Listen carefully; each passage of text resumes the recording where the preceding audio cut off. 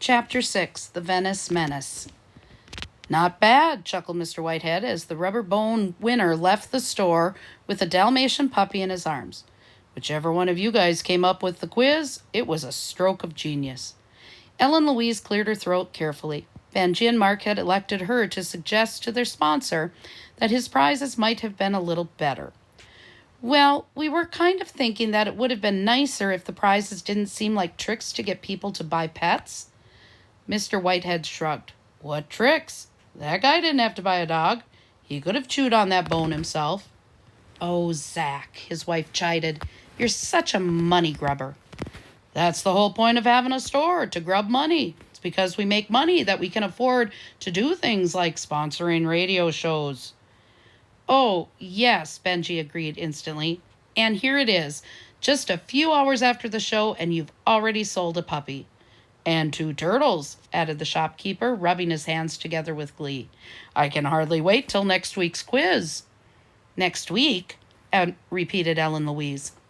She had never liked the idea of using Miss P's trivia questions on the air, and did not relish the thought of doing it again. Of course, exclaimed Mr. Whitehead. We've got a real winner here. I want you to make it a weekly feature. Good idea, agreed Mark happily. If all went well, he might never have to worry about the independent research assignment. At that moment, the front door opened and a young woman with long hair entered the store. She caught sight of Winston Churchill, perched unsold in his cage in the window. Gosh, you're beautiful, she exclaimed. This parrot is a ripoff, Winston Churchill told her. The rare smile on Mr. Whitehead's face vanished as quickly as it had appeared. He bounded over to the shocked customer. Yes, ma'am. May I help you? Dazed, she pointed to the cage. That parrot just called himself a ripoff. The storekeeper laughed painfully. Ah, yes. This particular parrot not only talks, but it has a sense of humor, too. Wonderful bird. A real bargain. This parrot is a ripoff, Winston Churchill corrected. The customer looked at the price tag and back at Mr. Whitehead. Your parrot is more honest than you are. She hurried out of the store. When Mr. Whitehead turned back to the 3 co-producers, his face was a thundercloud. Now, Zach, Mrs. Whitehead began. He ignored her. All right, which one of you is responsible for teaching the bird his new line? He leaned over, stopping his face about 3 inches from Mark's. As if I had to ask. It was a misunderstanding, Mark offered weakly. Well, you've got 7 days to unmisunderstand it, the storekeeper stormed. Teach it something decent for next week's show. Benji was horrified. We can't use Winston Churchill again, he exclaimed. It's already been 2 weeks in a row. Mr. Whitehead quelled his protest with one look. If there's going to be a kid's view next week, there's going to be a talking parrot on it as the mascot of the week.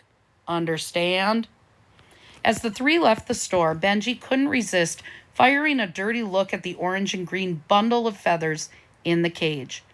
If I had $195, I'd buy that parrot just for the pleasure of plucking it naked.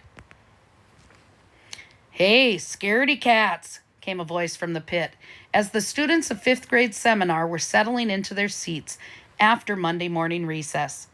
Didn't the sun look kind of different out there today? Maybe it's getting ready to go supernova. Big joke, snapped Arthur, tight-lipped. Don't pay any attention to them, Benji advised him. I know that voice, cried another pit person. It's Quizmaster Benjamin Driver, the man with the power to turn ordinary citizens into poop-scoop owners. Say, didn't that trivia quiz remind you of something familiar? Came a third voice. Ellen Louise squirmed uncomfortably in her chair. Mark leaped to his feet to face the pit. If you tell on us, you're cheating yourself out of free homework. Naturally, there was no response, as the pit people sat eyes front, faces innocent. But when Mark took his seat again, all 5 voices chorused, Good point. Miss P breezed in, her long brown hair bouncing energetically on her shoulders. She beamed at them. I've examined your independence research assignments, and I must say I'm very impressed. A good many of you got 100%. Benji couldn't help smiling. He hadn't realized that so many of his classmates tuned in to Kids View. This supports my whole idea of the seminar, the teacher continued. Give a fifth grader challenging work, and he or she rises to the challenge. Mark looked pleased. Hey, wow, I rose to a challenge, he whispered. I thought I was goofing off. Benji tried to control his laughter, but a loud snort escaped. Surprisingly, Ms. P smiled at him. Good work, Benji. 10 out of 10. She placed the corrected paper on his desk. I'm so pleased, she raved. Next time, I can make the assignment even more challenging. Benji looked thoughtful. Were the Kids View listeners ready for a more challenging quiz? I don't see how you can unteach a parrot his only sentence, said Mark with great conviction. It was morning recess on Wednesday, and the 3 Kids View co-producers were on their way to the office to check the sign-up sheet for Saturday's show. Look, it's simple, said Benji. Friday after school, you go to Our Animal Friends and pick up Winston Churchill for the show. You put him in a room with your stereo, and you play the same thing over and over again. You mean like my new Electric Catfish album? Mark asked. No, Benji exploded. It has to be talking. The idea is that the bird should forget what he says now and start saying whatever's on the stereo. And don't play it too loud, warned Ellen Louise. You mustn't risk scaring Winston. Benji groaned. If I thought scaring him would help, I'd be hiring Dracula right now. The 3 turned the corner into the office, and Benji ran up to pull the list from the wall. Not bad, he grinned, passing it over to Ellen Louise. The paper's almost full. Ellen Louise smiled too. Great, the best sign-up yet. She handed the sheet over to Mark, who took one look at it and went white to the ears. Oh, no. Benji was mystified. What's the matter? Horrified, Mark pointed to the first name on the paper. Brad Jaworski. Who's Brad Jaworski? Asked Ellen Louise. Mark stared at her. Who is he? Brad Jaworski? The biggest, toughest, strongest guy in school? The Venice Menace? Even the kids from the junior high won't mess with Brad Jaworski. Benji looked terrified.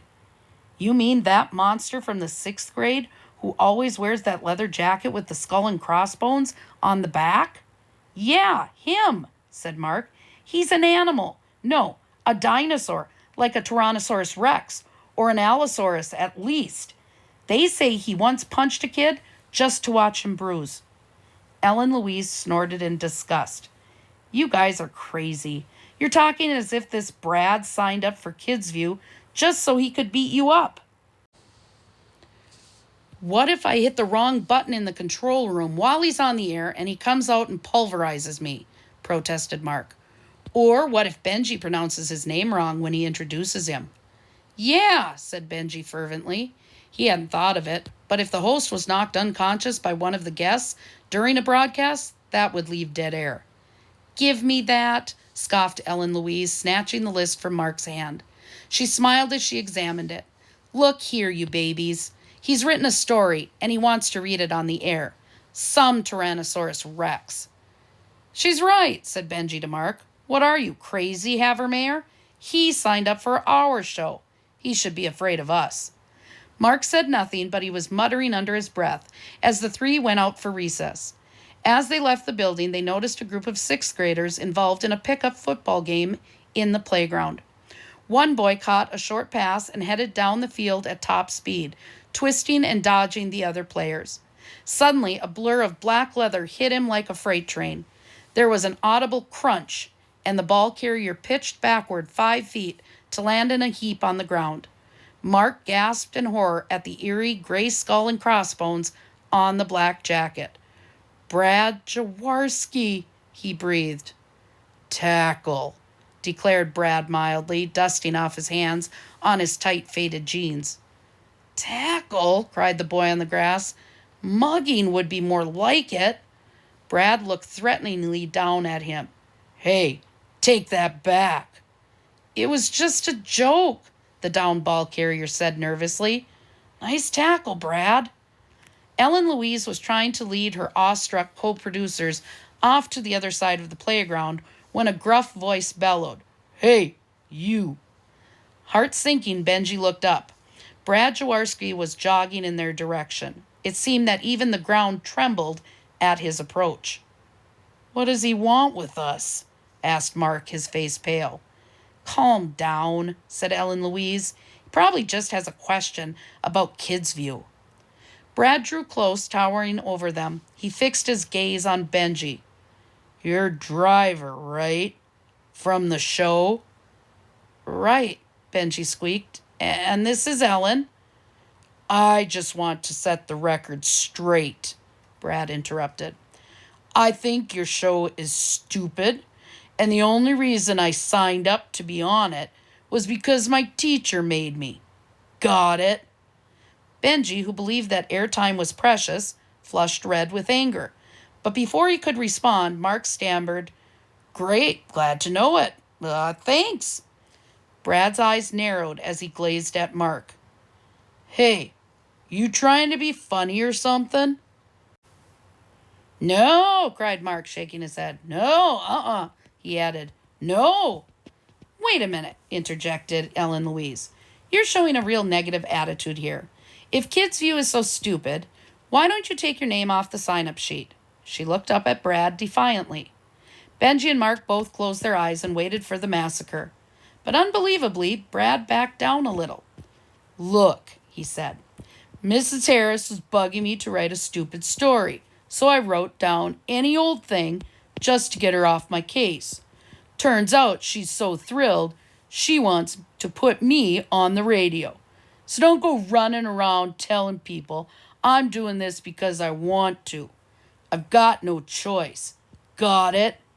He wheeled and headed back to the football game, which had stopped to wait for him. "Ellen, are you nuts?" rasped Mark as soon as Brad was out of earshot. "You don't argue with the Venice Menace. You just nod your head and hope he goes away." She ignored him. "The nerve of that guy, putting down our show. Who does he think he is?" "King Kong," said Mark fervently. "And he's right. Didn't you see that little tackle a few minutes ago? Well, he could have done the same thing to all three of us at once and still have had enough energy left to bash our heads in.